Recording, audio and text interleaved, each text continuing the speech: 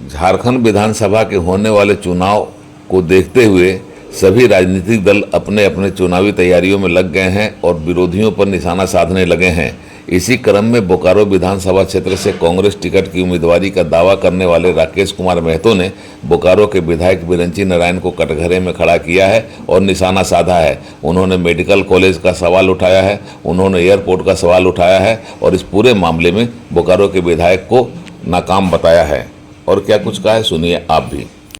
झारखंड विधानसभा के होने वाले चुनाव को देखते हुए सभी राजनीतिक दल अपने अपने चुनावी तैयारियों में लग गए हैं और विरोधियों पर निशाना साधने लगे हैं।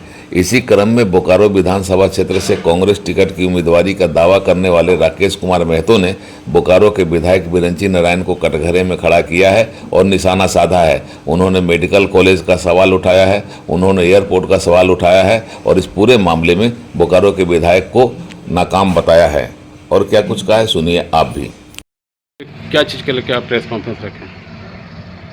एक्चुअली बोकारो के वर्तमान विधायक जी अपना सोशल मीडिया के माध्यम से बताने का काम किए हैं कि उनका नाकामी का कारण क्या है, जिसमें कि बड़े परियोजनाओं पर उन्होंने सीधे राज्य सरकार के माथे पर ठिकरा फोड़ा है। इस संदर्भ में मुझे कहना है कि वह अपनी नाकामी राज्य सरकार पर, हाँ बोलिए राकेश जी।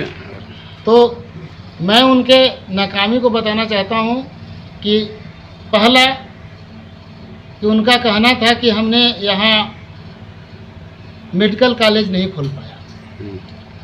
तो जब बोकारो स्टील प्लांट ज़मीन देने के लिए तैयार है और बहुत सार्वजनिक क्षेत्र जो इस इलाके में झारखंड में काम करता है उस पैसा भी जमा कर दिया है कुछ पार्ट पेमेंट, जब सब कुछ ठीक है तो अब तक मेडिकल कॉलेज क्यों नहीं खुला?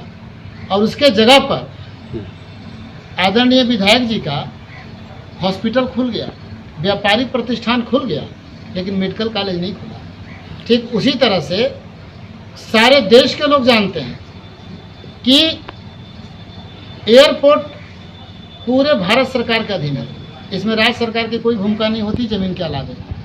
ऐसे स्थिति में वह जो ठिकरा फोड़ रहे हैं राज्य सरकार पर वह गलत है। या सिक्योरिटी CISF के अधीन आता है, लाइसेंसिंग के लिए रुका हुआ है एयरपोर्ट अथॉरिटी में, जो अभी तक इनका कंस्ट्रक्शन का काम नहीं हो पाया है, बाउंड्री वाल नहीं हो पाया है, इनकी पूरी तैयारी नहीं हो पाई है। या केंद्र सरकार के द्वारा जो एयरपोर्ट अथॉरिटी है उसके द्वारा ठेकेदार काम कर रहा है, 75 करोड़ उसको मिला है, वह काम अधूरा है, जिसके चलते अभी तक एयरपोर्ट नहीं हो पाया है। यह केंद्र सरकार की नाकामी है और वर्तमान विधायक की नाकामी है। इसलिए मैं उनके बातों से जो उन्होंने माफ़ी मांगा है, मैं कहता हूं कि आप अपने नाकामी पर आप बोकारो विधानसभा के जनता से कहें, न कि किसी के माथे पर ठिकरा हो।